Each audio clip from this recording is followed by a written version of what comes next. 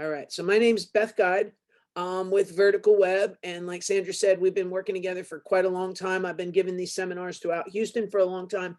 And um, I started to notice a trend again, and it happens every time the economy has a downturn. So being in business now, doing web design and web hosting and web marketing for over 25 years, we've had several recessionary type periods, with the probably the most recent being 2007.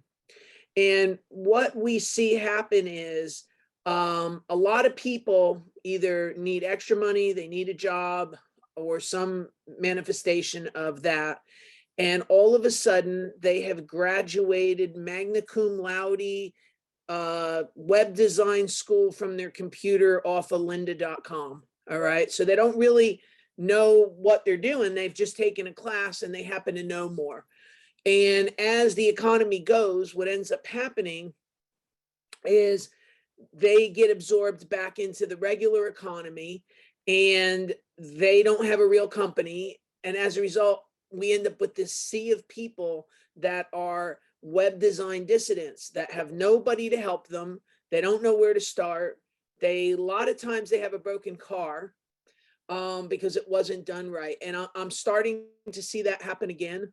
And I'm like, let me jump in now and let's start talking about what this really all looks like and what this means, and what options are for an entrepreneur and what you can and can't do.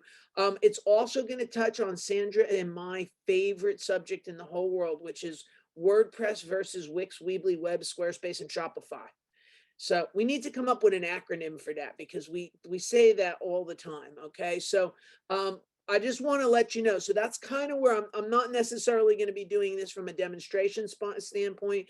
And I really, really want to invite questions, because if you need to understand what you have to do to build a website, or you don't know where to go, what to do, how to do it, this is that type of, almost like, I'm almost doing this like as an open forum, because I really do feel like we're heading into that period where web design becomes part of the gig economy, and it really never should be. Okay. Web designers and Uber drivers are not the same, just in case nobody knew that. I feel compelled to say it. So with that said, that's kind of where we're going to go. So the first thing that I want to talk to you is platform. Okay. And we talk about this quite a bit. And inevitably, when I give these talks, somewhere in the middle of, I think it's been probably 24 straight talks, somebody says, wait, I shouldn't use Wix. And no, you shouldn't use Wix. So if anybody wants to say, wait, I shouldn't use Wix, now's your time to say it, because we're going to go through it and talk about it. This one says, I have no idea where to start in doing a website for my new company, and I'm wanting to know if it's better to get someone or do something. That's the class that we're talking about tonight, and how to make that determination. How do you know whether somebody's charging you the right price? And how do you know that they're going to be there when the economy starts coming back and we're not going to do Uber? I don't. This question says, is GoDaddy okay? GoDaddy's okay until it's not. It's one of those companies, but I want to talk about this from a platform standpoint. GoDaddy in a box is not okay long term. So let's kind of talk about that first. If you're going to go through the effort to put up a website, your goal should be to have somebody come to the website. Okay. You don't put up a website without the aspiration that somebody's going to actually come see it. And the thing is, what drives somebody to come see it? And that answer is Google, sometimes Bing, Yelp, direct. Some of it's direct traffic, some of it's social media. But if your goal is to get traffic, and your goal is to have that traffic come through a third party that you are not paying, okay? So that's another thing, that as I talk about Google, the objective is not to pay Google money. The objective is to use their free listings to get yourself in that first spot. And you cannot adequately do it with a platform-based web design module, which is Wix, Weebly, Squarespace, Shopify, GoDaddy tonight, anything that is running these platforms, they're not truly designed to meet Google's algorithm. So that's always the bad piece of that to start with. And that sometimes that's bad news for folks. So we already have some questions rolling in here. Somebody says they want to call me anytime. I'm like work 24/7, so that's okay. How do you increase traffic to a website? That's kind of what the end result of this is, and we'll kind of talk about that. Why should we still have a website? That is the best question so far of the night. You win a prize. If I was teaching in person, I'd have to throw a stuffed animal or something at you, because that's a great question. And then let me see what else we've got, and then I'm going to answer these. It says, why should we not use Squarespace? All right. Okay. So let's start with, why should I even bother having a website? So the social media platforms are ever changing. So you have to view your website as an asset for your business. No different than your computer, no different than an employee, no different than a desk, no different than a chair. So when you make efforts to have a strong social media platform, you are investing in something that you do not own. It's no different than adding an add-on to an apartment, and then you leave your apartment and you lose your add-on. Okay. Those platforms you have no control over. And really, you have no control over it from a Squarespace side. You have no control over Facebook. Anybody that's been on Facebook for a while knows that what's happened is, in the beginning, it was great. You could go, you could get traffic, you could have people coming, you could have a strong presence. The same with Instagram, same with LinkedIn. Over time, they have changed those algorithms. And in the changes in those algorithms, they've made it almost impossible not to pay them. You have to pay them for you to get the maximum amount of exposure. So if you have predicated your business on a third party, you are always a victim of what they decide to do, because they belong to them. Okay, you literally have no control. So anybody that's heard me speak for a very long time, I've always advocated that you need to put your efforts into your website, which is tangible property that you own, that is an asset that belongs to you, and that you ultimately are making the decisions of what happens to it. Okay, so the same thing applies. It's partly why I say Squarespace and Wix and those guys are no bueno too. And the reason why I say that is because you don't control them. And they, although they'll talk about, and I'm air quoting for those of you that hear this after the fact, air quote, they talk about SEO, they do not give you the right apparatus to execute it properly. So if you're in a competitive niche, like you're a lawyer or you're an accountant or you're a dentist, if you're on one of those platforms, you're really in a very bad position, because Google's looking for certain things and it can't find them on these platforms. So I think you always make the investment in your own property.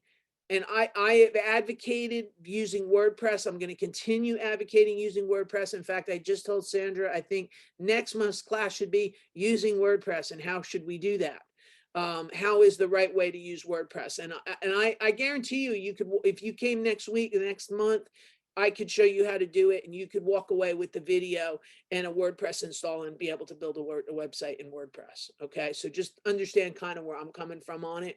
But these things need to belong to you. So you have to change your mindset that this is an asset for your business, and you're not going to put it in a place that you do not control. Okay, and that is one of the most biggest points that I can make here. If you just understand that, you're way ahead of the game. And I'm going to share with you a story that just happened. In fact, the lady was just ringing my phone. It happened at 4 o'clock today, and I'll tell you that story before the end of the night. Okay, so let's run down this. So I hope that kind of answers the question of, do you need a website? The answer is yes. Real estate agents, I really kind of pity you guys, because overall everybody's gone to HAR. Eventually what's going to happen is HAR is going to have all of you, and then the price is going to become extraordinarily expensive, and you're going to have no choice because you've already bailed out and got rid of your regular website. So you need to, I believe that every business that is serious, that wants to be taken seriously and wants to have a place in the marketplace, needs to have a website that is theirs. And that's kind of like a full stop at the end of that sentence. Okay, so let's see. Let's see where we are. What is the best You way? mentioned the part about driving, about Google, being found on a Google search, and how the using a WordPress website is so much better than some of the others. Yes, I can do that. All right. So what you're saying is, and that is the second part of why I advocate WordPress. Okay, there is a set of behaviors that Google expects you to have. There is a set of code that Google expects to receive, and these platform-based systems are made for the masses, and they're not necessarily put together in a way that Google understands them. It's very difficult to take a Wix website and get to #1 spot with it, period, end of story. It does not happen. I have seen a Squarespace, but when I've seen these websites that rank, they're not in competitive terms. So they're hobbyists. Like one lady I knew, she was an artist and she was able to rank, but she was trying to rank on her own name. She never ranked on horse painting, she ranked on her own name. So it's not very hard to rank a website on your own name. Even mine, that's got the nice generic word of guide in it, even I can rank on my own name. So, which you wouldn't think that's a problem, but it is.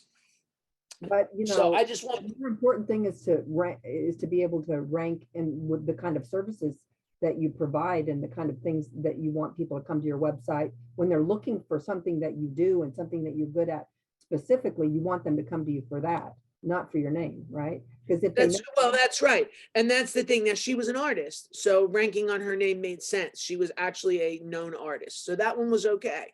Okay, but if I didn't know her and I wanted a painting of a horse, I was never going to find her on that website because she did not rank on paintings of horses or paintings of horses for sale. She didn't rank on those things. She just ranked on her own name. So I just want to make sure that everybody kind of understands that it can happen, but it's very rare. And the more competitive of a term, the less likely it is to happen.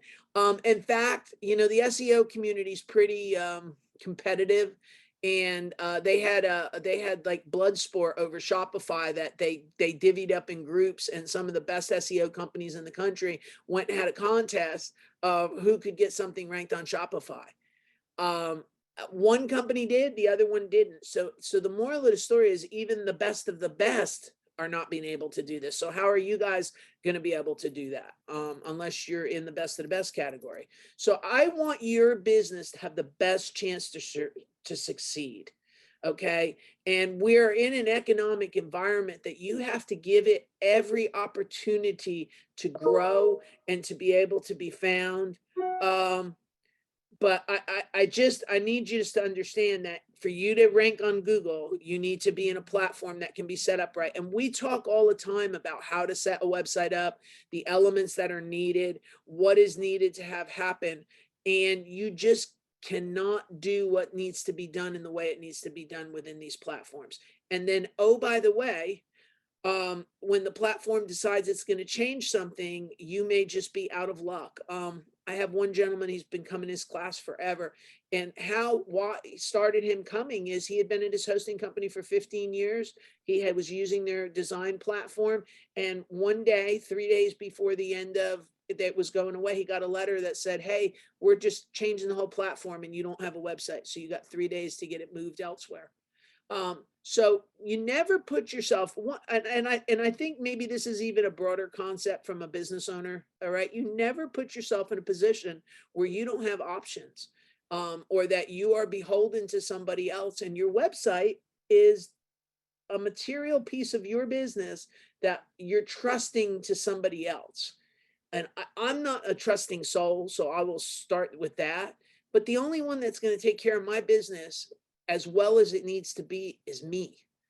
It's just kind of like your kid. You wouldn't go give your kid to somebody else and let them raise it, for 10 years in somebody else's house and then say, hey, you know what? I want it back. Maybe they kick it out. I mean, so think of a website like a kid if you want. Every one of them needs to be nurtured and supported in the right possible way. And you need to treat your business website that way. Can I So add something to that? you Um, can ask anything you want. You have the host control. Well, what I was thinking of, especially just from being in this with you for the last few years, you can think of your website two ways. One, it's like a digital, it's like a place to showcase what you offer. And so you derive a lot of people to it. So you might be on LinkedIn, you might be on Facebook, you might be, and you're trying to drive people to it. So a lot of people have said that's where I am, and then they drive everyone to their website. But what Beth is also talking about is how can people find you because you have a website, and that's the difference. And Is they don't know you. I right. mean, that's it. Somebody said, what do I need by rank a direct website? Okay. So, I kind of teach by example. So when we first opened my company, I named it something funky and I called it site hosting, and nobody could remember it. And we would get 7 people a day that would go find us on a search engine. Once I realized that we actually should be called web hosting, I changed the name, I added web hosting, and all of a sudden we went from 7 orders a day to 22 to 25 orders a day. Okay. So the exponential growth went from 28 people a month to 7, let's say 20 times 20 people times 30 days to 600 people a month. I mean, imagine us trying to scale up that quickly. So I strongly encourage you that if you want to build a business, and you need to use the internet to do that, so people can find you, because people are still out there looking for a new accountant. They're looking for a dentist. They're new to health. We have 1 million new people apparently in Houston based on the roadways I drive every day. They seem to be coming from all over the country. They all need a new dentist. So are you on the internet where you're visible, or you nobody knows where you are? If you're a restaurant, people are looking for, okay, now I got here, I don't know where I'm supposed to go. So there's all kinds of reasons that people go to Google. 98% of all the searches done on Google are informational searches. And if you provide the information and you are what people find, you are the immediate expert, and therefore they're more apt to do business with you. So there's a lot of, your business is one dimensional if you don't really, another true story. So I have a friend that's an electrician out in Katy. And she's been in a networking group with me now for almost 10 years. And every time I'd say to her, do you need my help? She said no to me. And she would tell me, I'm getting stuff off of LinkedIn. People are coming in, blah, blah, blah, blah, blah. I said, okay, I left it alone. Back about February, I guess this was, I got a panicked call that said, my website's down. I don't know where it is. Nobody has the files. I don't know what to do. I said, okay, well, lucky for you, I do. So I went in, grabbed the files, recreated the website. It took us a couple days to do it because it was an emergency and it was only a small website. But because of the way I think, and the way my staff is trained to think, and the way I try to train you guys to think, we stood the website up and we fixed the things in it that were broken. So just last week, she said to me, she said, I want to tell you something. I said, well, what's the matter? I'm thinking she's going to tell me there's a problem. She said, we get more calls off my website now for people looking for business. She said, all this time I thought nobody was using our website and it was all these third parties.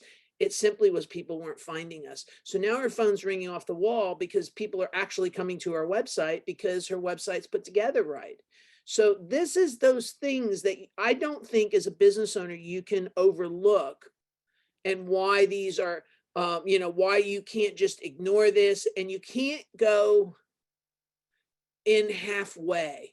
And if you do go in halfway, you have to understand that you're going in halfway and that you're doing it on purpose. Okay. So I don't think most small business owners know that they're doing it halfway and don't know that, don't know that there's more beyond it. And my attitude from the day I opened is I opened my doors was go big or go home. And I think every small business owner has to have that mentality. And this is just another manifestation of it. Okay, I need to scroll down questions really quickly. All right, so cost, we can talk about cost. What does it mean to rank your name? What it means is when somebody Googles my name, I come up first in Google. So what is the cost? So that's a cost question. We're going to talk about cost here in a second. All right, so this says we're a B2B providing manufacturing sources solutions. Metal products are under impression now, and so you focus too much on the website like a retail business. No, I'll tell you what, no, that's not. You need to, your website, people can find your website and they can go ahead and go, and you will explode your website. You don't want to, it doesn't become like a retail business. You're still a manufacturer, but you're putting the stuff out there. The only problem you may have is where do you now, if you're selling direct, you're going to have to be a little bit careful on how you navigate that relationship. But there is no reason as a B2B business why you shouldn't have a website, because I guarantee you, anybody under the age of 35, if they need what you're selling, they're going to the internet long before they're going to go figure out who knows you and who they should call. So you should make an investment into that. And if that's kind of what you're saying, I kind of agree with you on that, like by a lot. Okay, so somebody says, how do I recommend getting a domain name? Do you have to get one prior to building a website? The answer to that is yes, and I will tell you how to get a domain name in a second. I'm also going to tell you what I've been doing with people again, because I've kind of changed my opinion. So one thing that if you've known me for a substantial amount of time, people will say to me, but sometimes you change your mind, or sometimes you said this here and you're saying this there. And the problem with this is, what I'm actually teaching is the behavior of a third party. So what I mean when I say that is Google is very fluid, okay? And I have to see where they are today, what are they doing today, and then give you a fundamental base of how to navigate it today. I'm also at the same time teaching you guys what is the right pillars that you should have. So as they change, you may sway a little bit, but you still stay in place. Okay. So this is the thing about this, the domain names. I've actually spent more money on domain names for people in the last probably 6 months than I have in the last 5 years, because the older domain names are back to ranking better again. So we have been buying more branded, even my own vertical web. When we sat down and decided what to rebrand ourselves, I'm getting almost 500,000 page views a month now because of the name of this website. I mean, it just exploded sideways, which I don't know that I saw coming, but it's done very well. Your domain name, you can pick the name of your business. You can buy something aftermarket, or you can let the domain name dictate the name of your business. I've kind of seen it. I've kind of advised it in all three directions.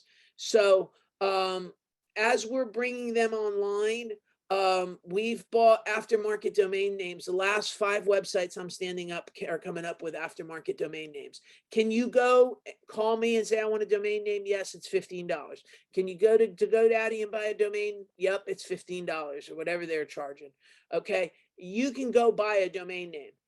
But what I'm going to say is that if you don't have one, sometimes it's better to buy one that was previously owned, because I think what I'm seeing now is a trend that those are ranking better quicker out of the box than these ones that have been out there that are I just bought it and stood it right up. Now, people will disagree with me, but I've had enough now in the last 6 months that this has just gone, those things are going up like a rocket shot. I'm going to tell you that for the moment, I'm back to, we need to buy aftermarket domains if we can, whenever possible. I will tell you that domains that were registered prior to 2004 seem to have a different set of rules than the rest of everybody. There is a secondary breakpoint in there, but if you're going to do it, you want one that was pre-2004, 2003, something like that. Okay, so go ahead. How can I keep my same website name? What does that mean? Well, I think you need to ask her a couple more questions about that. But if someone's thinking, okay, I've got my website set up and I might need to get it on WordPress. I know they're asking kind of multiple. Oh, can you keep your domain name? Yes, yes, yes. That's a given. Wherever, okay, so a domain name, I'm going to tell you, is also like property, and it should be treated like property. And you should know everything about it the same way you would know about the keys and the lock on your house. Okay. If you decide, and again, trying to give real world answers and examples of things here. Okay. Think of a domain as your house, and think of the files inside of it like your furniture or the paint on your wall. So if you can come in and remodel anytime you want, the house stays the same, you just have a different color of paint on the wall. So if we wanted to move and go to WordPress, yes, at the end of the day, the end objective would be to move the domain to match the new furniture. And so that's an easy thing to do. And that's yes, you always keep your domain name. You don't ever change your domain name. What I will say, as I said that here recently, I have had a couple people that I came in and opted to change their domain names. And when I did, their website traffic and their personas went through the roof, because I think that I felt like their previous domains were damaged. And for one reason or another. And the second I freed them out from underneath it, it went off like a rocket. So, there's some of this is kind of nuancy stuff. Okay. But yes, you should be able to do all of that. So let's see what this says. What about Neil? He said, because you were already explaining this, the What is aftermarket? I yeah, see. Is that what you're asking me? And I yeah. want to make sure we got everybody up here. Domain name, securing website information. I'm going to come back to rank math and that. I'm actually, what I will tell you is my next class, we're going to talk about rank math and plugins and WordPress to that degree. I really want to do that next class. But if you're asking that question, please go with rank math, because that's the right one to do. Person says, how do you hire me? I have a phone number and I have a website. Imagine that. So you can go to our website and you can find me. I will be at work at 6 o'clock tomorrow morning. So let the games begin. Okay. What does aftermarket mean? And this says, can you share regarding domains for sale and how does that work? Yes. Okay. So when I come, you can go to GoDaddy and type in whatever you want. Okay. So let's say we want, I don't know, mycellphone.com, which is probably taken, but let's just say we wanted that. You go there, you take it, it says it's available, you pay them $15, and that now becomes yours. You have to pay its renewal fee every year. I recommend doing anything from 5 to 10 years and making sure that you hold 5 to 10 years on your domains. What I'm talking about is aftermarket domains. Okay. I am talking about domains that were, and I don't know if Erica's here tonight, but she called me. She came out of this class. Sandra, you know her as our friend with the blow dry bar, with the hair salon that I didn't know was a real thing. Remember that? Remember her? Okay, so she called me. She has changed her business, and she changed her business name from blow dry bar to something else. So she was saying to me, and this is an example of how you can do something right for somebody, or you can just take somebody's money. Okay. So she said to me, she said, well, I have my business and I have this other business, and we merged the two businesses. And now I have 3 websites. I said, no, you have 1 website. She's like, no, I have 3 websites. I don't know. We're going to shut your website down. We're going to shut the other lady's website down. And we're going to make you one really nice website that serves your new business. So we were talking about the name of it. And I think she said to me, the name of it is The Glam Room. I said, okay, well, let's see if that's available. I went out and I looked. Nope, it's taken. So I went to go look in the aftermarket circles to see if it was taken. Absolutely, it is for sale for $5,500. So she's now deciding whether she wants to buy that domain for $5,500. If that's the name of your business, it's an old domain. If you have the money, it's well worth the purchase price. I also gave her a secondary one that was $2,100. Either one of them, to my mind, would work. And I hope she goes ahead and does that. Those domains are previously owned, and the older they are, the more value they have. So a couple more examples of things. When I did my vertical web one, I spent $5,800 on that domain. And we made the decision to do that. And at the time, I actually also purchased vertical SEO in the event that Google did not like the consolidated concept, and I had to go back to having a web hosting domain and an SEO domain. So we bought a second one that was $4,800. So I bought these two domains, and I have them. Vertical web has gone off like gangbusters, and I'll never need to use it. We decided that vertical web was too long. My business partner said, well, who's going to type vertical web for an email address? And I said, everybody. Said, oh, no, we're not going to do that. So we went out to go see if VWeb was available. VWeb was available, but it was $30,000. I got news for you. I'm drawing the line at $30,000. We ended up buying V-Web.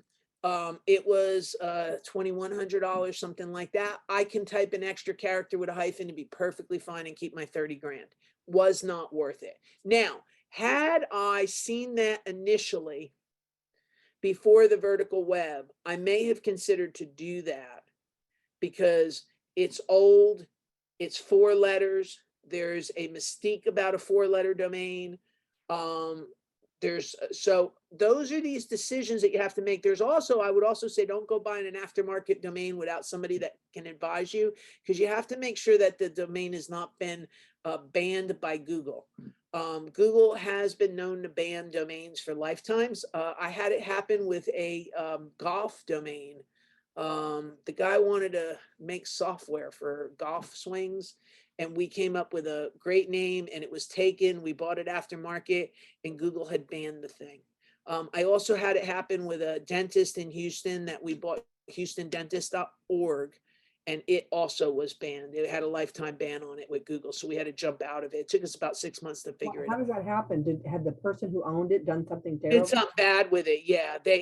Sometimes they were spammy, sometimes they even used it as a link farm. Yeah, so you always have to do a historical dig on it just to make sure. And honestly, the dentist one we missed. I genuinely missed a thing on it and didn't see it, and it came back, and we're like, I guess they're really upset about this. And what you could tell is that Google wasn't picking it up, wasn't indexed. They don't say they ban domains. I promise you they ban domains. Okay, so one says, how do you find one?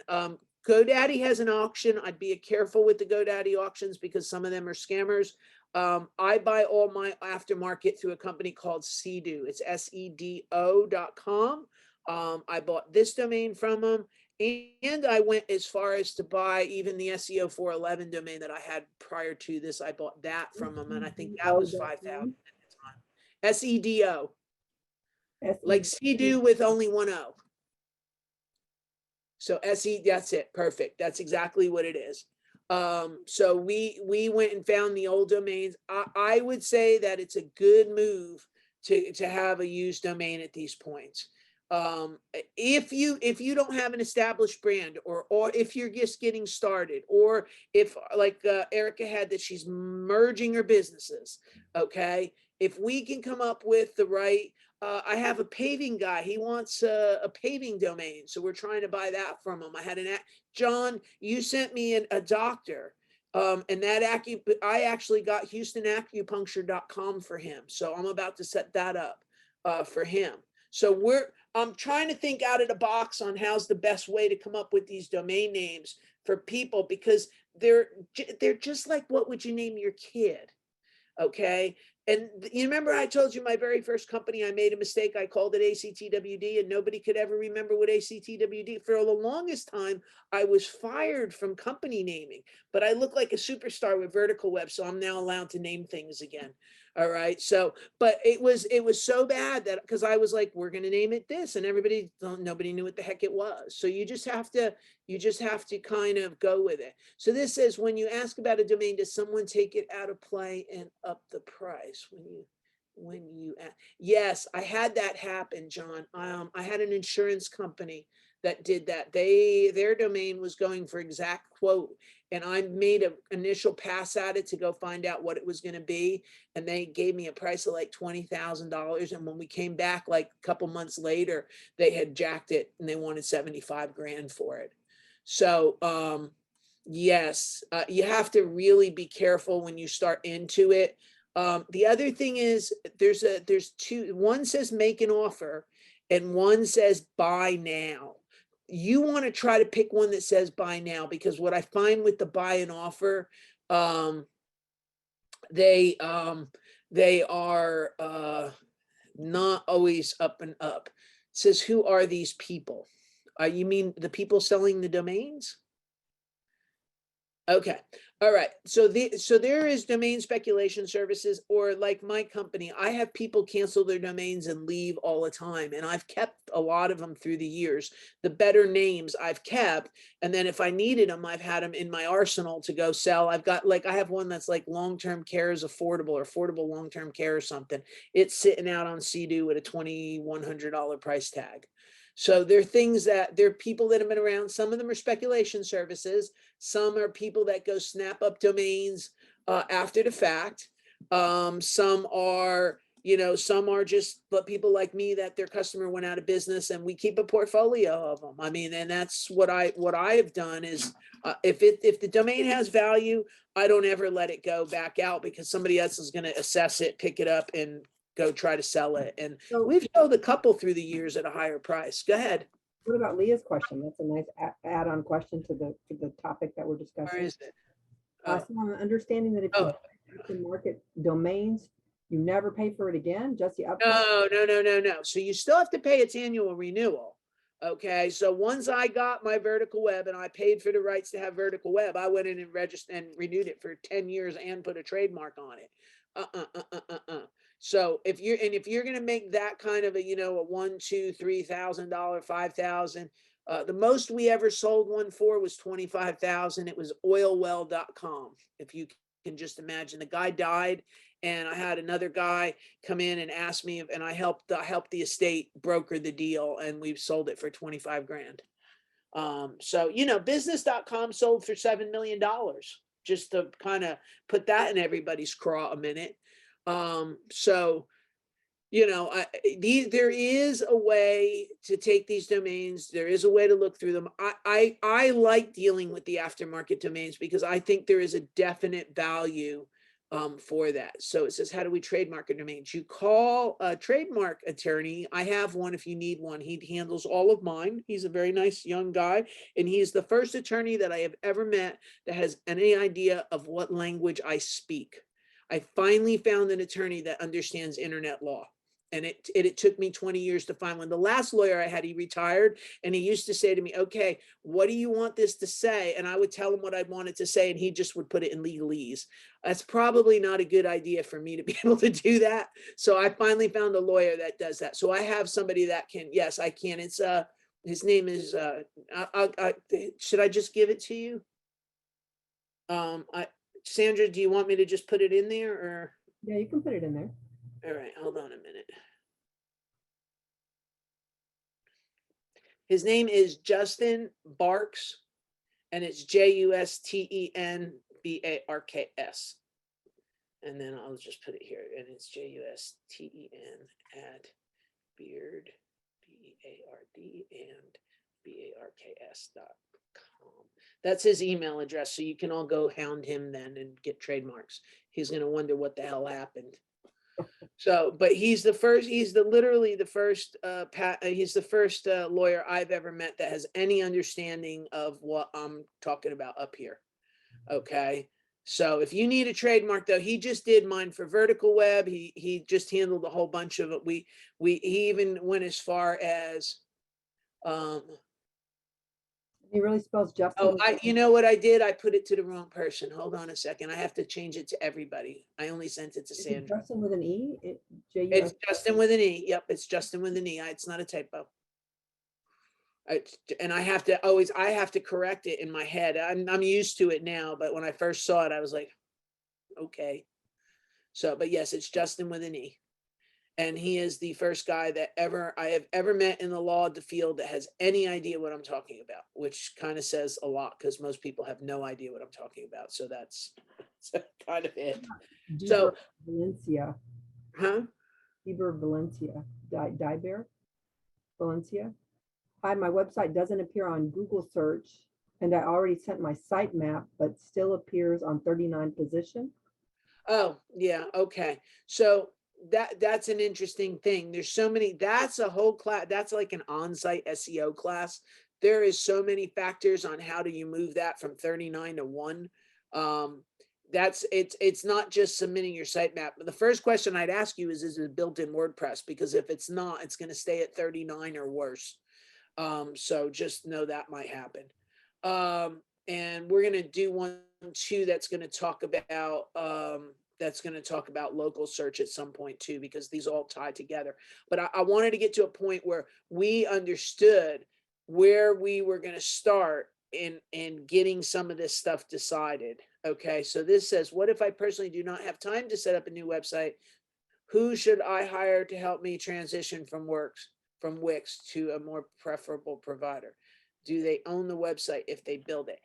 The second part of that question is a fantastic question. Okay. And this is why we're doing this, because these are the things that you need to buyer beware on these things. Okay.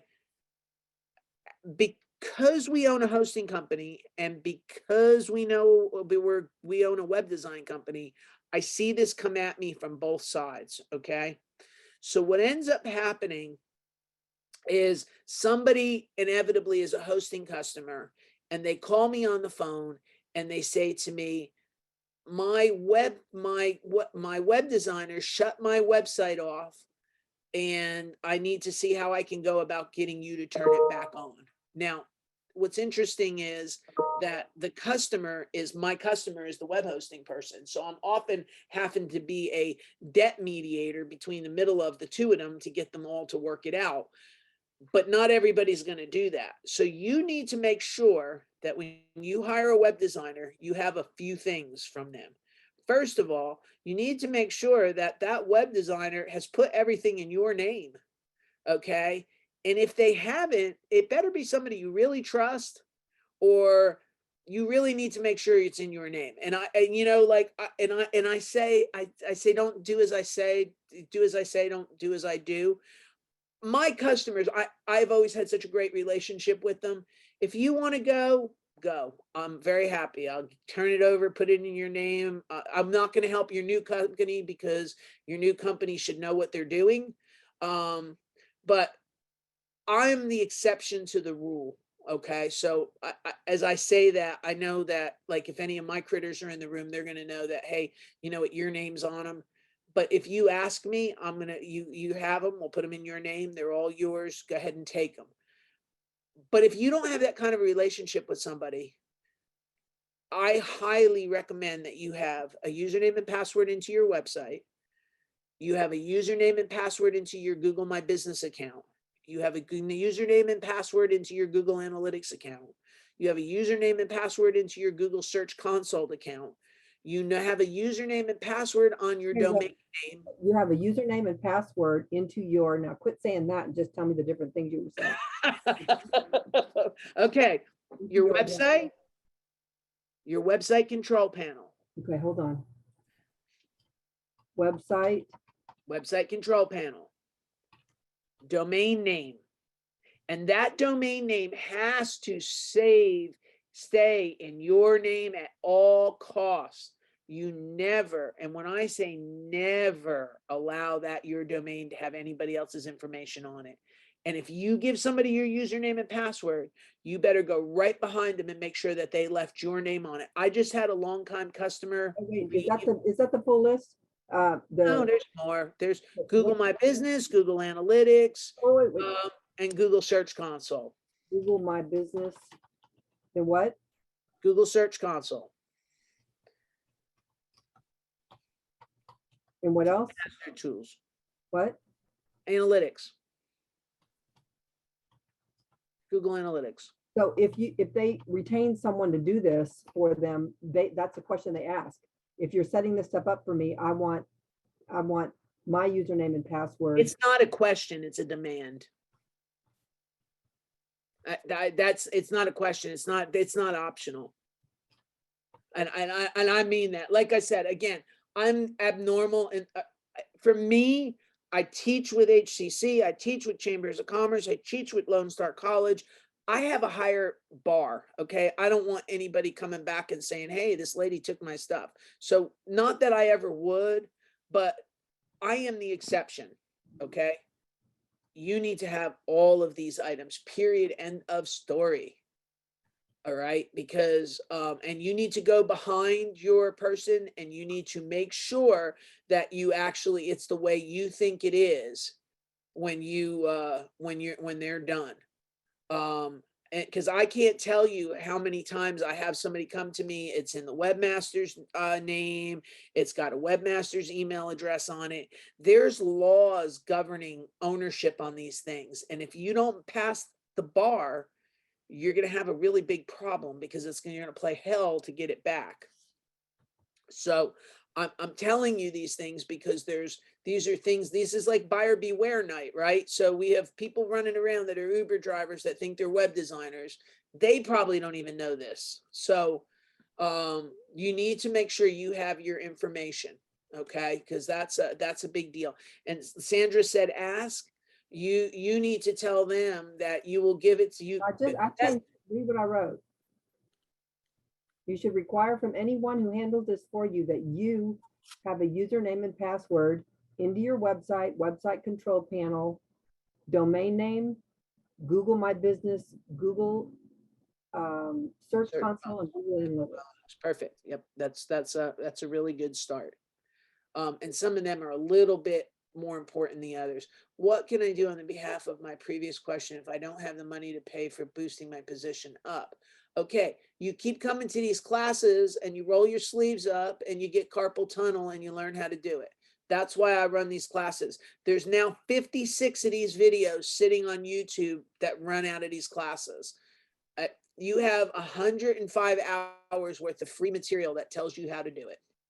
Okay, and that's really, and I always say it takes 6 months of sitting in this class to even know what I'm talking about. So we have a lot of people that repeat and come through these. Okay, but yeah, if you really want to know, I truly I have there. I was just there today. There's 56 of these videos out there that go over time that cover all of this material. And oh, by the way, as I came in tonight, Google announced it has a new core update. So next month, I may say something completely different because nobody knows what they did yet. I don't know that anybody knows what they did. I suspect, just blinders and a guess, we'll see if I'm right, that Google did away with keywords and went with concepts. Okay, Well, so there's two different ways you can handle this. One is you can keep working to do it yourself, but then you get more control over understanding if you're working with anyone else, what your situation is, and then you keep making decisions along the way to pivot one way or another based upon your better learning where you stand right now, because you're already, in some cases doing business and some things are already happening. So she kind of sets off all these alarm buttons, but really you've got to still go from A to B, and you can continue to increase your position by learning more as you go, but also by learning to ask the right questions.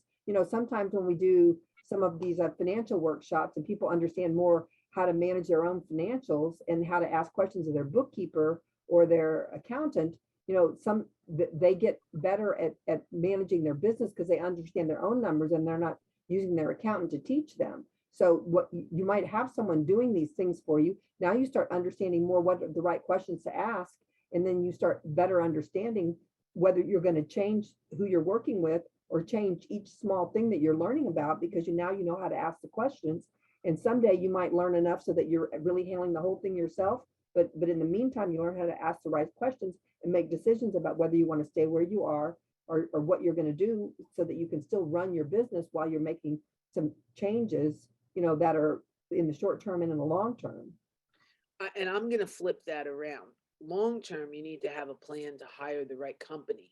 but it's, oh, what I want everybody to do is have enough working knowledge to know when somebody's selling them a bill of goods. Because part of the reason I started this class was not to get up and just talk about this stuff for the sake of talking about it. It's because I think that short of auto mechanics and washing machine repair people, we have the most cockeyed group of people that work in this industry. And some of them are amoral, and some of them are just, they don't know any better. And the outcome for the business owner is tragic. So if I can get you guys educated and you can hang around with me, whether it be short term, long term, you go watch the class afterwards, you sign up for the podcast, because every one of these turned into a podcast too. If you do that, the chances of you getting burned in the end become greatly diminished. So even when you do hire somebody, you can have a right conversation. And I'm going to tell you, it really kind of made me feel good. One of my customers, he had recommended me to a nonprofit, and he sits in on the meetings at the nonprofit. And we had this meeting. The nonprofit customer asked a question, and my customer didn't even give me the chance to answer it. He actually gave the perfect answer and the perfect explanation, because after being around me for so long, he actually understands what the heck I'm talking about and was able to teach it to somebody else. He doesn't do it to watch over me. He's fascinated, and he's always thinking how he's going to optimize my skills to optimize his business. So I appreciate what he's doing with that. But what I want you guys to understand is that you need to have an understanding of this, because otherwise you're basically going to be thrown to the wolves. And I don't mean to, but where I started is when the economy goes down, everybody becomes a web designer. It's like the strangest thing. Those two things seem to work in tandem with each other. And I think it's because people know they can come in, get a quick hit of money, and go pay their electric bill for the month, or now their gas bill. But I'll need you guys to be educated in what you're doing and what you're talking about. Okay. So somebody put it up there. The other thing is, if you go to Vertical Web, you guys have your own section on this website under the class tab. So it has the classes, it's got blogs, it's got schedules, it's got the podcast. It has everything in one spot for you. I've got all elements on one page. So the calendar's there, the topics are there, podcast is there, videos are there, blog posts are there, all in one spot. So if you forget where you're supposed to go on YouTube, you can just go back to the website and pull it that way through the website. Okay, so let's kind of come back up here and do this. Okay, are you going to explain why WordPress is a better way of building a website? Yes, let me explain that right now. Can you roll through these and see what we've missed, because they're coming in faster than I can. Finally, we got one that is coming in faster than I can see them. All right, so let me answer her, and then you figure out who's the next person that needs an answer. Okay. All right. So this is, am I going to explain why it's a better tool? So WordPress has a core. Okay. But it has plugins. It's got a lot of things that can be customized. You can build the look and the feel of that website.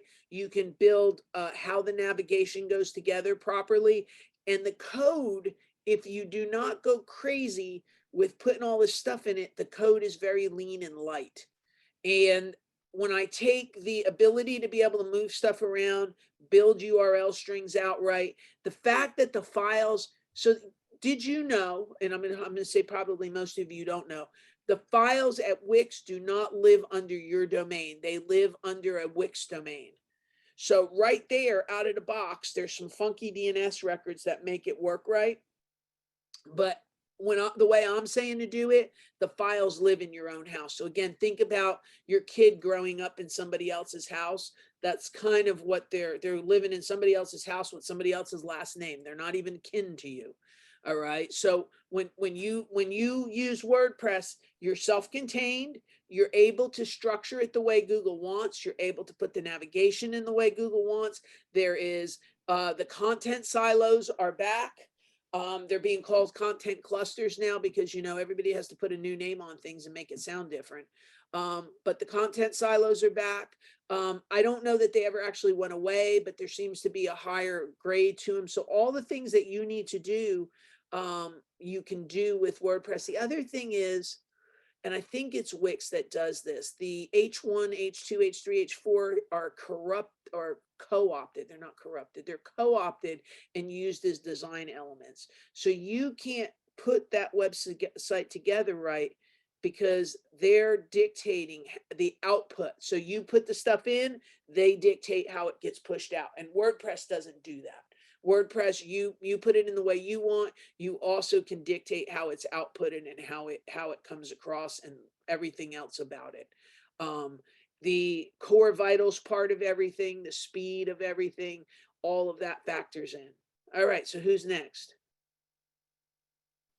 There's a lot of them. This one from Stacy. So if I'm looking to start an e-commerce site, what should I be using? WordPress with WooCommerce. That was an easy one, Sandra. That was like a 5-word answer. WordPress with what? WooCommerce. How do you spell that? Woo, W-O-O, commerce, like commerce.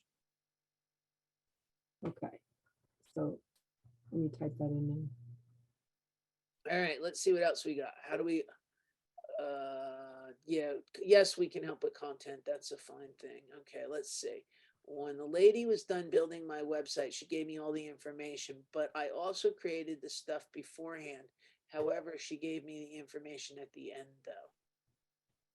Okay, and what I would tell you is that if you're not going to have any further affiliation with that lady, go change your passwords just to be on the safe side. And John, you heard me say concepts, did you? Yes, concepts are coming instead of keywords. I think that's where they're heading. So we'll see. We'll see. Because all right, so what they want to do, we're going to have to do a whole class on this craziness. Concepts versus keywords. When I am talking about something, it'll show you what else is related to it. So, okay. Although my little dog, it didn't get right. If I say I'm looking for a dachshund puppy, it will say other breeds like dachshunds. So it knows that I'm taking dachshunds, and then it puts other small breed dogs that are like a dachshund around it. It'll give you a biography of a dachshund, the 3 types of them. It's taken the concept of a puppy or a concept of a dachshund and everything around it, and so it's no longer just truly keyword based. It's based more now on, I think that's where they're heading.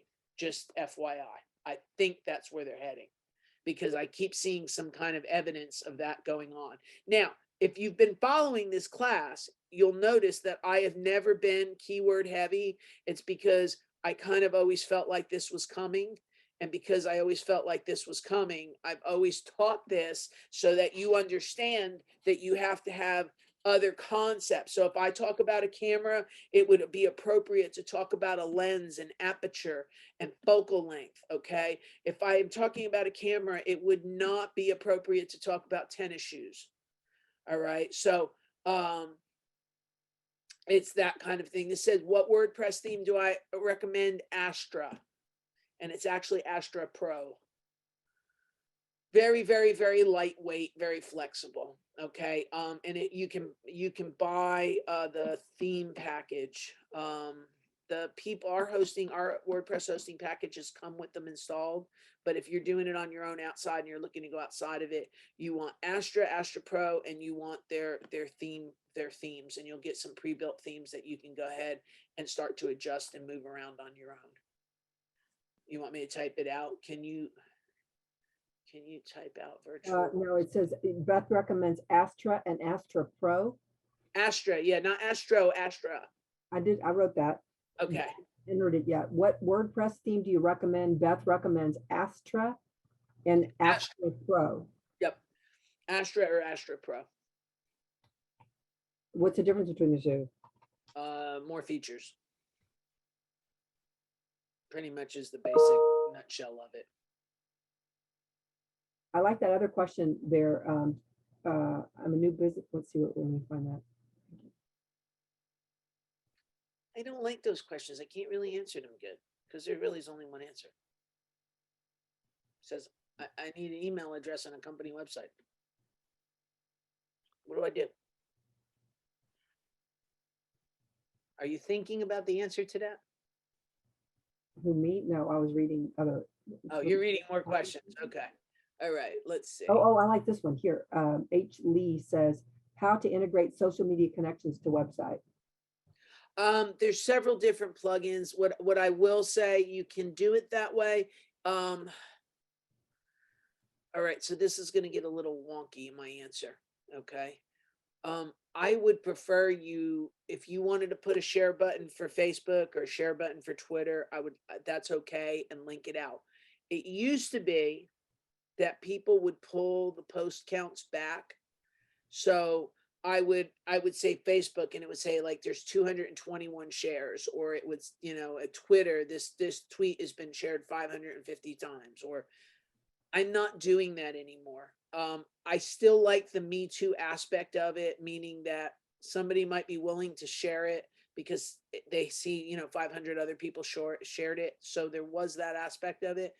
The thing is that because Google has made speed and the core vitals now a ranking variable, when your website has to go out and pull a count from Facebook, pull a count from Twitter, pull a count, and meaning a post count from these, it slows the website down so much that the penalization of it is far worse than you just putting a little button at the top. So as far as to integrate it, I'm going to just say put them in the header or the footer of your website and just be done with it. And let's not integrate it, because by integrating it, you're going to slow your website down, because it basically has to go, hey, Facebook, hey, Twitter, hey, YouTube, hey, this, hey, that. And before it's done, it's got to go get information from 20 people before it can even assemble your page.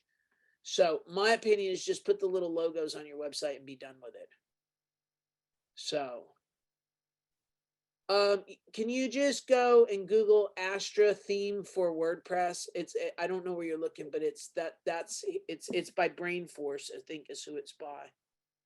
Hold on.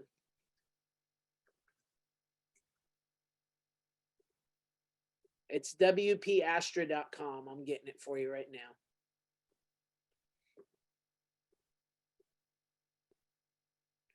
There. That's what it is. Okay, so it's a very, very lightweight theme. Okay, so did I get everybody's question answered before I move on to where I want to go next with this? Well, I'm still typing your answer to that last one. So I didn't answer yours. Okay, what did yours say on e-commerce? Scrolling up. I don't see it. What did it say? Let me retype it. Okay, cut and paste. One down here says we pay for domain privacy and protection, hosting plans, etc. Can you shed some light on why it's truly essential along with the domain name?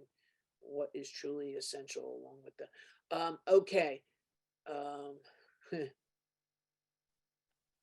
I'm going to tell you, I'm going to answer the question that says, what do I think of them in motion hosting and GoDaddy? So I thought so much of all the other hosting companies on the planet, I went and started my own because they made me mad.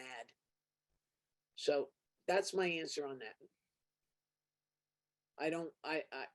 Honestly, I've always said in these classes that if I had to host a website anywhere other than myself, I would pick Bluehost, and that would be it. And some people will say, oh, they're terrible, blah, blah, blah, blah, blah.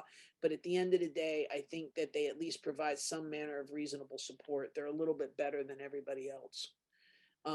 But if it was me, if I was not going to host on myself, it would be with Bluehost.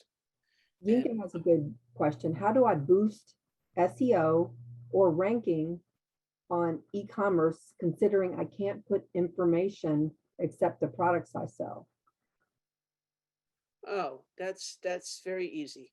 I know it's like sounds counterintuitive. what you do is, what do you sell? Can you tell me what you sell? So Yinka, can you answer that? Yeah, that's what, okay, food and non-food items.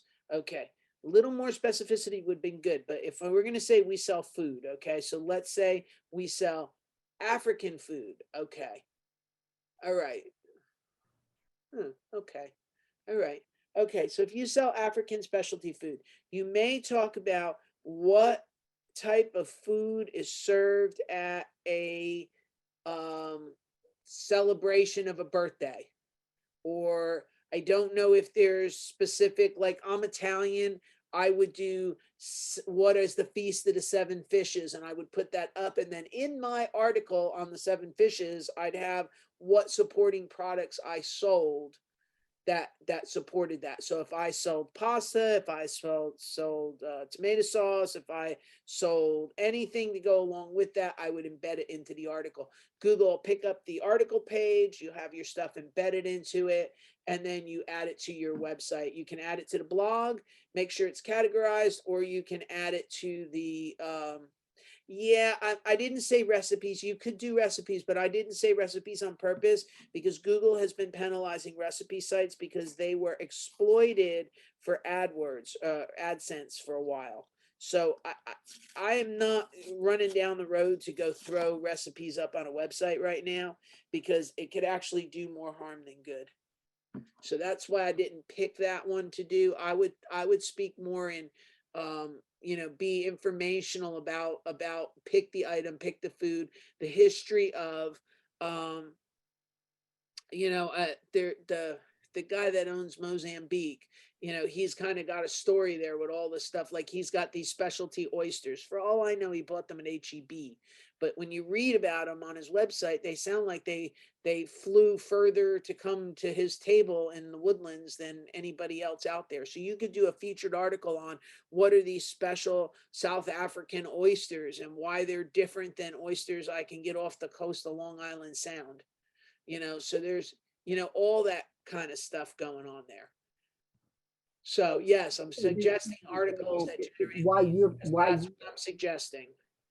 they could also put something up there about why they sell those specific products and what the, No, they can't. That's not, Google's not going to, they can, but Google's not going to pick that up. They want an informational article on what that's about. So if you sell a jar of caviar, they want the story about why the jar of caviar. They don't, if you picked it for a specific reason, I would kind of allude that at the bottom of it. And in conclusion, this is why we picked that. But I would tell the whole story of it long before, because you don't want them to think it's a sales piece. So you need to kind of stay a little agnostic on that.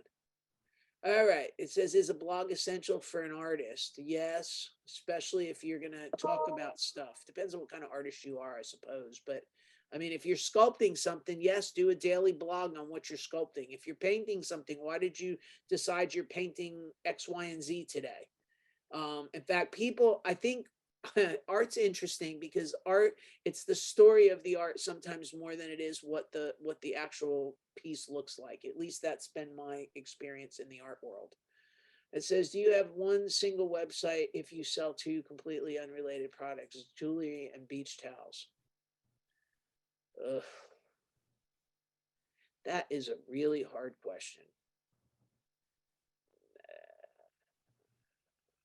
Do you is the jewelry like Cartier that I'm gonna go wear to the Academy Award, or is it jewelry that I'm gonna put around puka shells that I'm gonna go wear on the beach? I think that's I mean, if it's Oscar Academy Award diamond necklace and a beach towel, um not costume but not diamonds, mid range. So you wouldn't wear it to the beach is what you're telling me. Oh, wait, it's sterling. You might wear it to the beach. If you can tie it together, one, but if not, then be completely different. But it's going to be a huge lift to try to maintain two websites. It's partly why I ended up putting my business together because it was harder to maintain three of them. I finally gave up and said, we're going to put them all together and we'll see what Google thinks of it. All right, let's see, is a blog essential for an artist? We answered that one. Did you answer the question Oh, about yeah. Squarespace? Courtney, Where, what, what happened? uh, Courtney said her note, when you asked, have I answered all the questions? She said, mine wasn't answered. Are you suggesting to let go of Squarespace and use something else? I'm worried because we just finished having our website built. Yeah, okay, so, all right, so I'm gonna say this. You're not gonna let it go, but it needs to be converted into WordPress or something like that. As long as you're in this room and you want to hang out with this class, do not ever pay somebody to do a Wix or a Squarespace website for you. It defeats the purpose. If Okay. they're already there, then they need a strategy for how long they stay there. And Yeah, it sounds to me like she went and paid somebody to build a Squarespace website. That's the first thing. Do not, anybody that says I can please pay me to build a Squarespace website, tell them thank you and hang up on them or kick them out of your office. Okay, that's not a thing. That's just somebody that knows more than you that's taking your money. Okay, so I'm just gonna say that up front. All right, yeah, no, don't pay anybody to do Squarespace or Wix. Period. There is no special skill set needed to do that. so Zelda has been asking a question, but I know it has, layered answers, but what Yeah, does it cost? I've been avoiding that. I was gonna wait till the 11th hour but I guess I can answer. So, all right, so this is a trick question. Okay, so and this kind of ties into the why not to pay anybody to do Squarespace. Okay, so for starter number one, Squarespace is a DIY thing. Okay, somebody is not going to do Squarespace better than you can DIY it. Well, they may have been practicing it longer, but what the point Yes. is it's about each person doing it themselves. So Yeah. somebody else just took all the tutorials and they're That's doing, all it is. Yeah. There's no skill set involved with building a Squarespace website. They actually do not know more than you. Okay.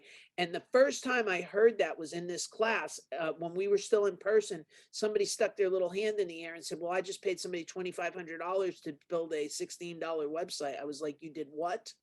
So I don't mean to be abrasive with it. I don't want it because it's kind of always shocking to me what happens in this industry. That's one of those things that I would just cringe at. well, I think that Okay, so some of the stuff that somebody would give someone advice about regarding, how many web pages to go, how far back you go, what goes on the front, what goes on the back. That person who just convinced them to have them pay them to do this has more ideas about that than the person who's accidentally gotten into this situation. So there are things to learn more and more on Squarespace over time if you use it. no, there's nothing to learn on Squarespace. And I don't mean that badly. It is not a serious tool. It's literally saying I want to go take a tricycle and go try to win the motocross championship of the United States of America. It's not going to happen. So But I don't even there's really, to my mind, if you want to be a serious business, you don't even belong there in the first place. What were so you is going to it true that if you build something on Squarespace, it'll always be a place where you can send someone, but you're not going to show up in any searches? Is that say? correct? And yes, Okay. and what does that say about your business? You weren't willing to make an investment in it because it's very apparent what those websites are. When they have certain attributes, they look very forced. Here, I this one I had an emergency right before I came here because somebody talked this lady into doing this website. Here, where's my screen? Where's the screen share button?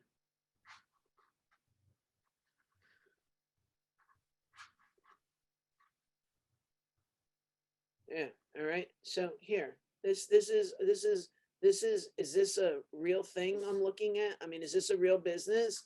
I mean, are you going to go give this business $10,000 looking at this screen? No. This is what and the lady got. I'm fixing it for her, so it's not a big deal. Let me see. Hopeful. Web. This is what her website looked prior to, and we didn't build this. Understand, we didn't build this, and some of it's broken, but this has some depth and some breadth and some class about it. Whereas this other thing is just a flat It's like the difference between a custom house and a row house. I'm trying to come up with the right way to describe it to you, but it does not make a good first impression. Okay. So you have to be understanding of that. And this is, well, if we're new in the business, how do you get a professional website and email with no I'm revenue? looking at some search pages. Okay, hold it. It's $95 a year. That's what it is. $95 a year is the answer to that question, and your time and your commitment to doing it. And we have one video on up there that shows you how to do it. And next month, we're going to make a second one that's going to show you how to put this together. So if you can roll your sleeves up and everybody can get out of their own way of telling, and I hear this all the time, I can't do this, I can't do this. Well, guess what? If you tell yourself you can't do it, guess what happens? You can't do it. Hey, okay. You right? I mean, you know what I'm saying? We actually made a whole tutorial, you and I, of how to do it start to finish. You remember that? Remember what? We did one whole class here that said start to finish, how do you do this? That if they followed the tutorial that you and I did, they literally could go home, follow it step by step by step, wash, rinse, repeat, step by step by step by step, over and over and over again, and build themselves a website. Well, we can start next month with doing one on introduction to WordPress. That's what I think we need to do, because I think that's what some of this is. So the bottom answer is, Zelda is still asking you questions to lead you toward, if you are new in business, how do we get a professional website and email? that's what she said, with no budget. So Well, this is where, when you have no budget, then I'm telling you, it's $95 a year, and you're going to sit and you're going to watch the video and you're going to learn how to go do this, because you can't have a crummy website, because okay. And these are those things that you have to kind of start to process in your head. Okay. First of all, if you go to somebody and their website looks like it came out of Granny's closet in 1990, are you going to do business with them? Are you going to think they're a reputable business, or are they going to turn on your heels and go away? Most people will turn on the heels and go away, because there's a certain expectation that a legitimate business has. Okay. And so when people come to your website and your images are distorted and there's dancing bears at the top of it, or it's just rows and rows and rows of text and the images are not professional images, you're not going to pick that company. I guarantee it. Okay. So what are we going to do to bring you up to snuff? Now, Squarespace does that, but the thing is, it doesn't give you the tool that somebody that does not know you will find you. So you're better off to come back at $95 and go ahead and learn how to do it yourself. Now, you're asking me the cost of this, okay? And I think this is a great question, because the problem is that when you base the answer solely on cost, you're gonna get your butt burned. All right. And why I say that is this. Is it on my YouTube channel? Because if it is, it should say SEO 411, and it's the one from last year. It says, how do I build a website in WordPress? I'll go find it before we go home tonight. Okay. And next week, we're going to do a new one, because I'm changing how we're doing the tools. Or not next week, next month, I will do it. But let's get past the whole discussion about cost, okay? Because I think it's, for a new person, it's a fair question to ask, okay? For a mid-sized company, it's a fair question to ask. The thing is this, okay? And this is one of those mistakes that I see. When you base something solely on price, all things are not equal. All right. So web designers, based on their experience, may delimit that price. The right answer for a website in 2022 is about $1,500 to $3,000, depending on how many pages. Okay. If somebody comes at you and says they can build you a website for $500, either they like you and they're doing you a favor because you've been a customer for 15 years, which I've been known to do. Okay. Or they're not full-time. They don't have a staff. They don't have a real business. They're basically, what I'm describing is fly by night. The other side of it is, if they're charging you $2,500 for something that is $16, they're not honest. I mean, maybe I shouldn't say that. Maybe that's not the right way to put it. But to take something and to me, it's somewhat, God, I'm trying not to, it's a little predatory, to be quite honest with you, to take something because they have a skill, charge that much higher for it, and come back when really it's a $16 product. They're not doing something special for you. There's no expertise in that. Okay. It just means that they know how to drag and drop stuff off their computer faster and quicker than you do. Okay. I don't. Okay, so describe the difference between the $1,500 and the 3,000, because some people have a more simple website to start, and then it might get more sophisticated. Right. And that's why. But what it takes to set up a template and put all of that together is probably start to finish to install it, set it up, configure it, and get it going, let's say, is a 3-hour project. Okay. So let's 3 to 5 hours. So you're looking at $75 an hour. So, $50 to $75 an hour. If somebody's charging $35 an hour, they're either subcontract, and that's something else I'm going to talk about, subcontracting through India. Okay. Because that's a whole nother topic. All right. That we need to address here. Okay. But a $1,500 base for somebody to sit down, create that content, write that content, assemble that content, do the graphics work, create a theme. Sometimes they're creating a logo, and to put that together is not an unreasonable price. You're looking at probably 15 to 20 hours worth of work if they're doing it. Now, can I go to Fiverr and find somebody in India to go do it? Absolutely. Would I recommend you go to Fiverr and go find somebody in India to do it? Absolutely not. Okay.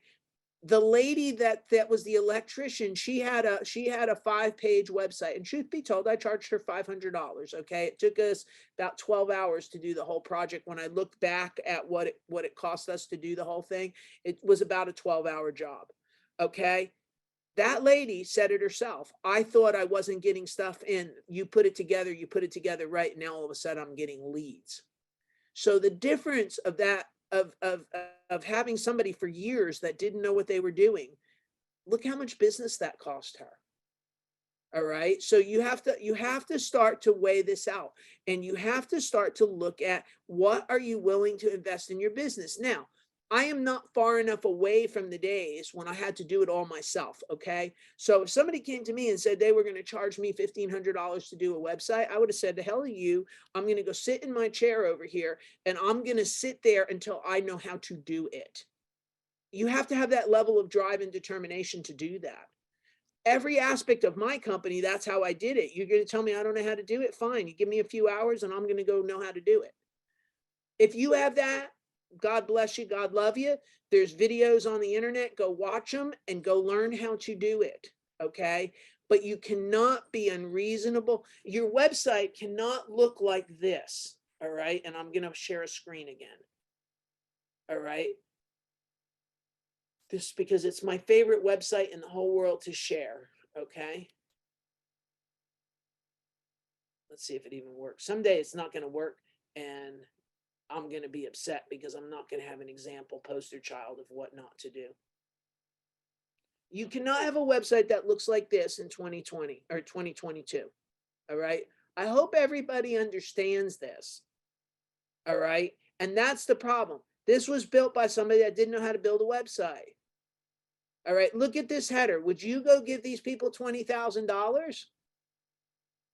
And that's the problem. These people are out there and they're selling websites, and they're selling websites to you. You saw this hopeful heart guy. Hold on.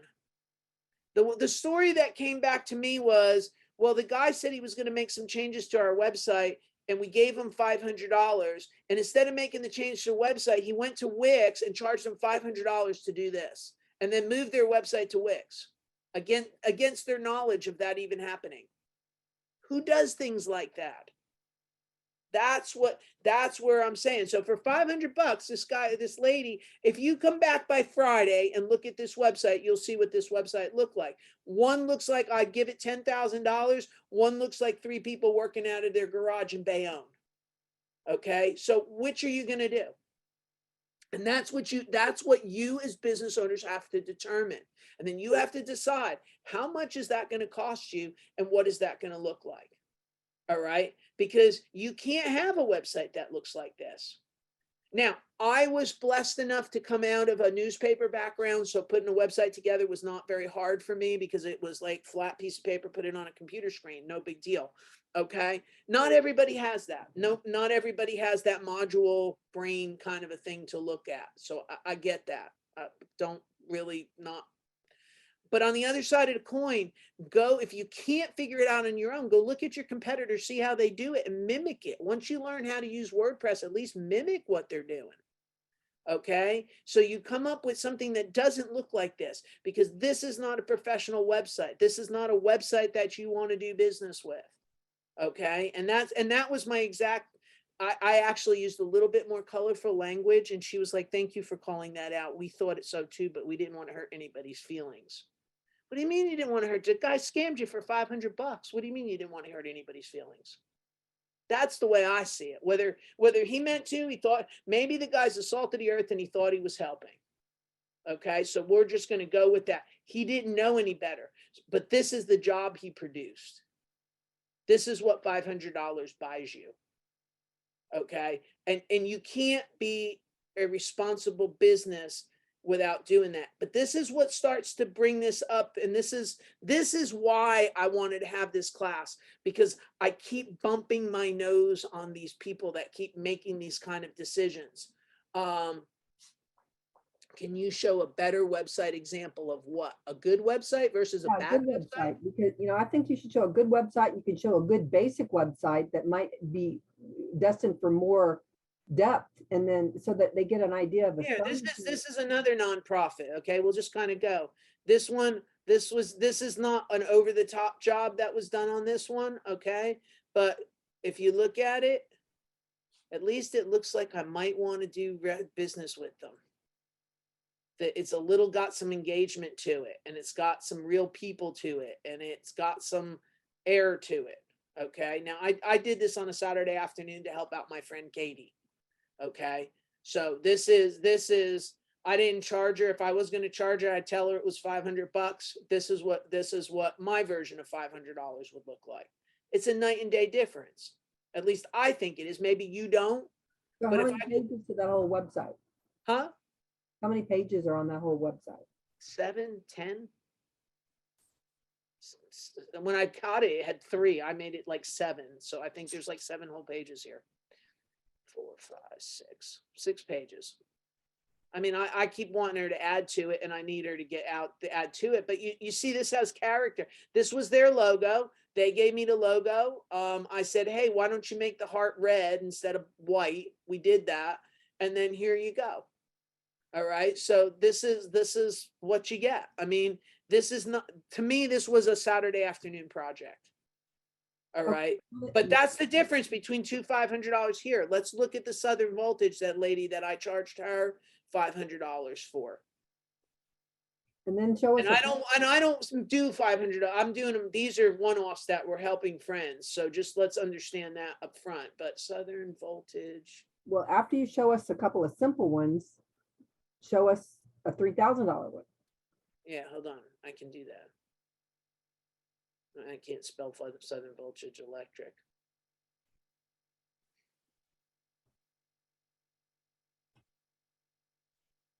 And then I also would like to suggest that, for some of this stuff, you still have to create your own content because you know more about your business, but you can either learn to post it yourself or have someone post it for you, but you can't always have someone writing everything that you do if you're the one that you need to learn more about how to talk about your business, how to present your business anyway.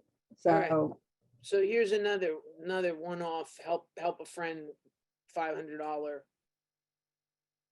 Again, not, but we set it up right.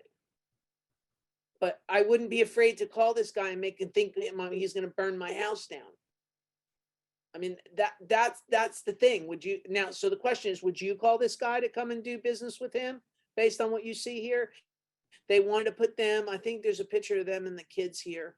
They put some of their jobs, they put them on here. They made it very personable. I mean, so this is another, like I would, if Miriam wasn't my friend, I probably would have quoted this at $1,500 just to tell you what 1,000 to 1,500. But like I said, she's been a friend and it was an emergency. So we just ran in and went and helped her. So this one has about 7 pages too? Mhm. Okay. And we had to write them. let's I see- actually had to write those pages. Did you? Okay. Yeah. So we actually, my staff actually, one of my staff writers actually wrote the website for us. So because the stuff they had was pretty poor. So we went ahead and just spruced the hell out of it. That's another thing. We're writing them. Okay. I'm not using copy AI. I'm not using a service in India. Not that I have anything against people from India, but that seems to be where all they come from to do this. We have a whole bunch of these type things. And then we go ahead and go in and we have a guy.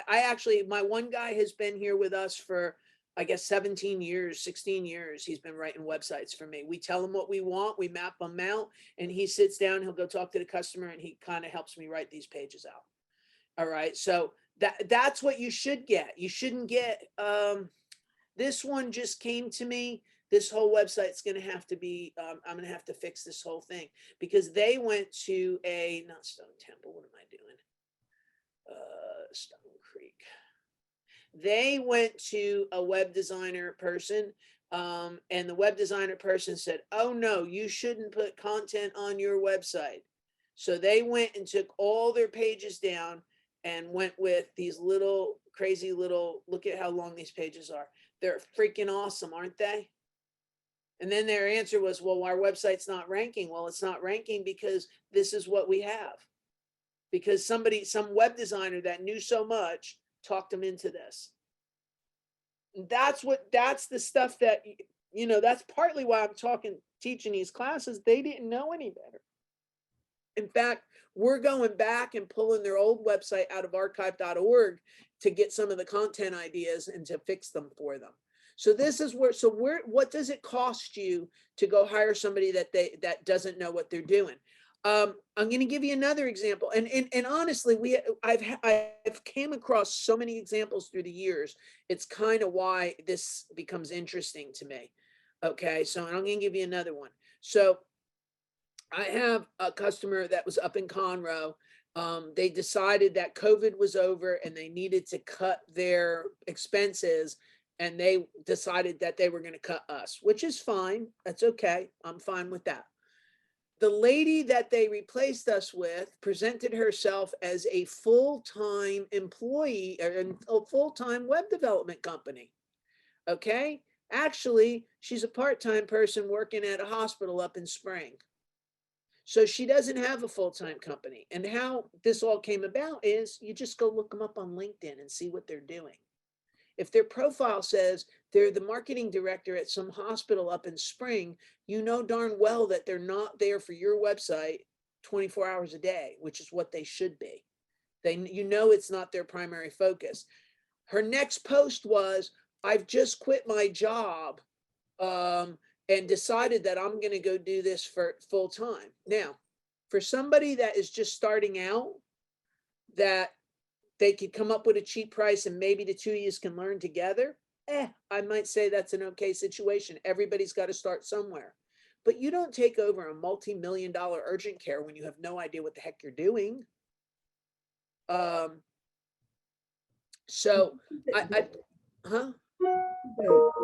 question, would you please share the link to sign up for the $95 tutorial for WordPress?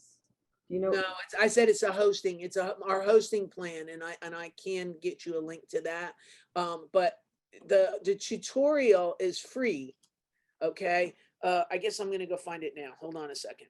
Give me a second, and I will go get that for you. And then have we seen the one that's an example of a more sophisticated? We didn't get there yet.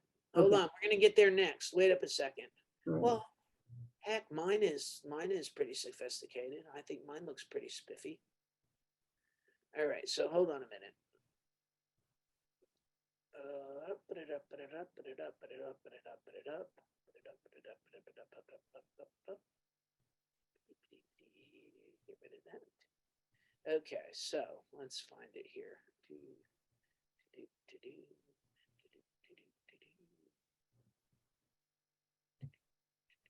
I'm still in this year, so hold on.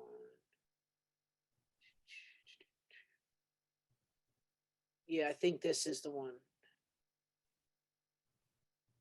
I think this is the one, Sandra. Yep, yep, yep, yep, yep, yep.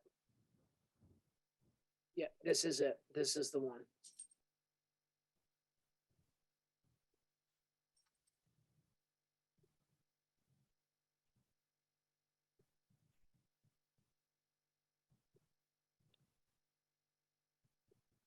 Here you go. Everybody can go and watch this video, and you too can build a WordPress website. I'm going to change some of the things that we told you in that video. That video is from last summer, so it's a year later, and we're gonna change that with everybody. But yeah, that's the video, and that's free. That there's no charge on that video. Okay. So okay, so more expensive. You're saying, what does a $3,000 website look like? Well, this would be one. This nice lady came out of this class, for that matter. Okay, so Does that have? huh? How many pages does that have? Right now it's got 1, 2, 3, 4, 5, 6. I mean, it's got quite a few. I think when it came to us, it had about 20. But we've gone in and fixed them all. And if you see how we did this, these are long form articles that meet the criteria, but you see we broke them up into paragraphs so they don't overwhelm somebody. So we made these look better, even though they're longer articles and so on and so forth. But yeah, so, and just so you know, we would not have picked olive green. That was her color, so we just stuck with it. I wasn't, she didn't want to change it. That's fine. It's not a problem. But this would be an example of one. Here, this one here was, not to be ghoulish, don't anybody be judgy. This one, we just launched this one a couple of weeks ago. This one was $3,200. Okay. There was nothing here. This one we did up from scratch. And we worked with their marketing department, and then my writer wrote the pages for them. So this is kind of what they wanted. And then if you look up here at the top, there's multiple pages here that help delineate how to what you need to do if you have a death, what you have to do, how to come up with cremation, what are the type of cremation services out there, so on and so forth. So this one was $3,000, 3,200, 3,500, something like that.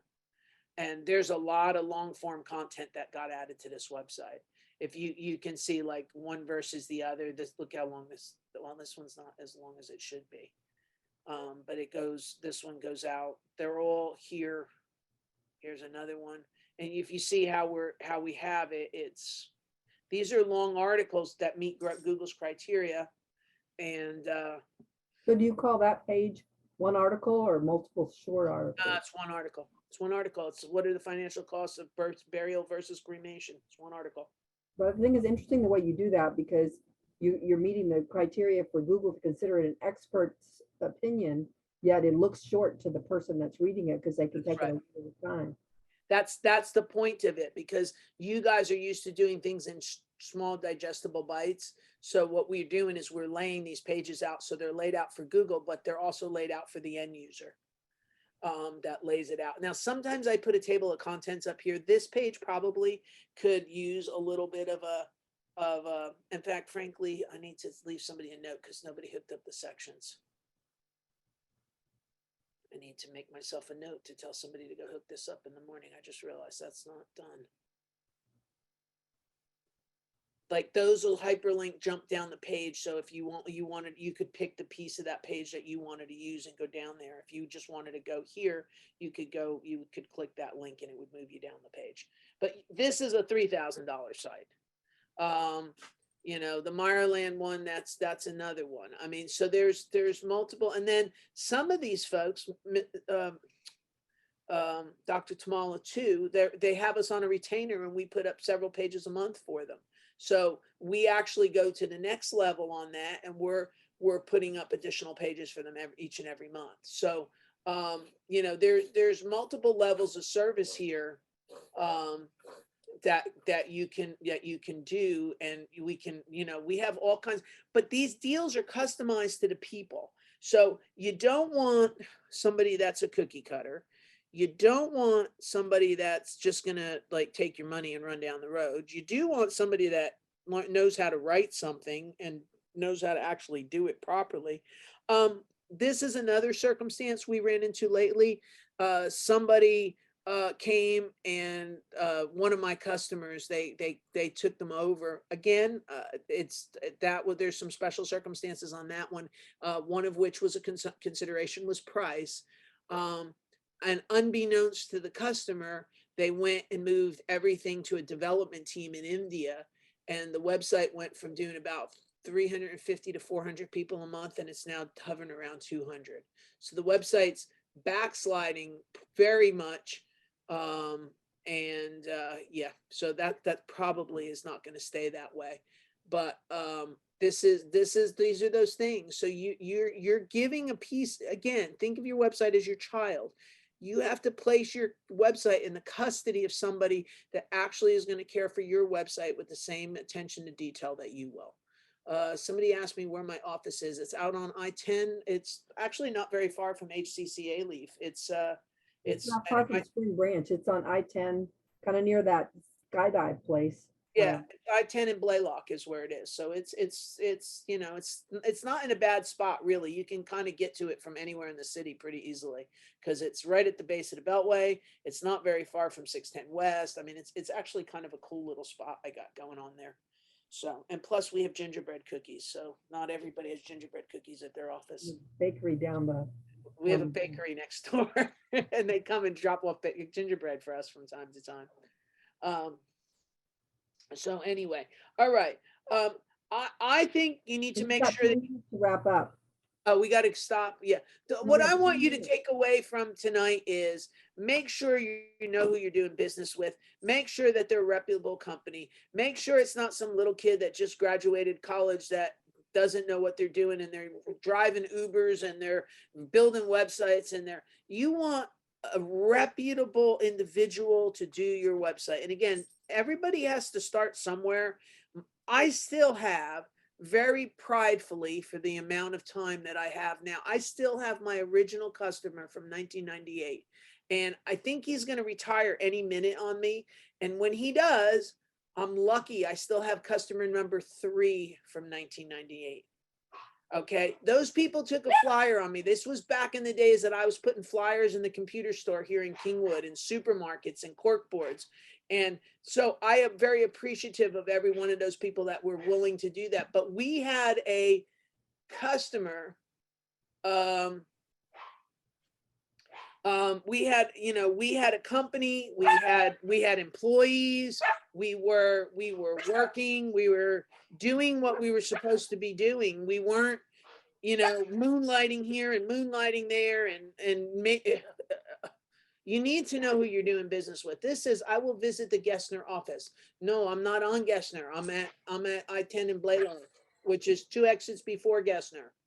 Why don't you give them one basic way to get in touch with you, because they're trying to give you stuff in the chat and in the Q&A.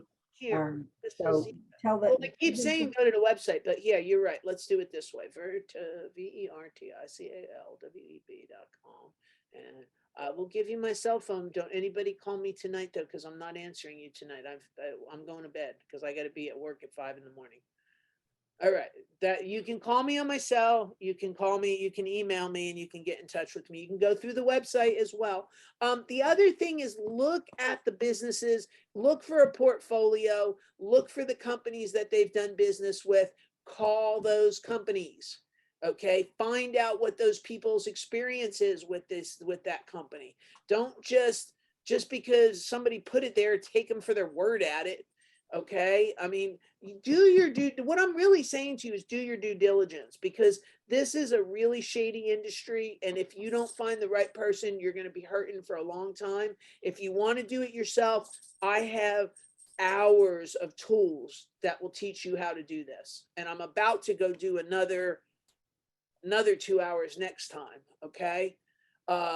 So you guys go have a grand time with all of that, and we will see you next month. And next month, I'm not going to be taking a lot of questions next month. Next month, we're going to kind of go all the way down to brass tacks, and we're going to do how do I start a WordPress website? What do I do? And we're going to do it from the ground up. And what do I need to consider in my homepage? So I'm going to teach you a little on-site optimization, and also how to put it together. Okay, so this person says, I'm a kid, but I'll grow up. That's good. I'm okay with kids that grow up. I mean, yes, we'll cover plugins as well. Maria, I will tell you that earlier today, I did a whole class on that just covered plugins. I'll end up having that up on the internet as well. In fact, I'm going to try to get that one up and this one up by this weekend. So you should have both up. Okay. So, you plugins and this. So, alrighty. Everybody, I'm out. Sandra, it's time for us to go home, I think. Are you Okay, good to go home? I'm fine with that. Usually speaking, we have 6 minutes. Oh, okay. We have 6 minutes. Okay. Does anybody have any other questions for the 6 minutes? Because we're going to go on another 30-minute tirade. Well, you can't, but we have to log out at 8 o'clock. But some people have logged out already, but if you have a question that hasn't been answered, you can retype it. Okay, hosting services. They were talking about your hosting services earlier. Oh, okay. Our hosting services are, they run about $95 a year, a full one with all your WordPress tools, plugins paid for. Usually runs $39 a month, and that's with us to do tech support and solve your problems if you break it. So we do all of that. So we do both. You can do it off vertical web, or you can do it, and I'm going to put it actually me versus host. There's no contest. That's like saying, what's the difference between you and McDonald's? HostGator doesn't, I don't see them giving the level of support. I really feel like if you're not kind of coming with us, you probably need to be at Bluehost, and there's really not much mid ground between that. Well, somebody just asked a question earlier about paying a fee about web hosting plus security fee. Did you see that? Did you answer that question? The one down here about domain privacy and protection. Yes. You don't have to pay for protection. You just have to lock it. Domain privacy, if you don't want that domain public, you can put privacy on it. The other thing is that all that information is redacted now. So I haven't been charging people for privacy because mostly everything's redacted. So I think that's a little bit overkill. All you have to do is make sure you lock your domain, and then it's protected. I'd also put your domain on auto renew and put the reminder in your phone when it renews so you don't lose it. And somebody wants to be a candidate for the $500 Help a Friend program. I don't know. Maybe I need to do that. Have a phone a friend thing here. I don't know. Let's see. Somebody says that I am eloquent. Most people say I'm not eloquent, so that's interesting. I'm from New Jersey. It comes out every pore. So I have the perfect Jersey demeanor. It's all good, and it works very well for me.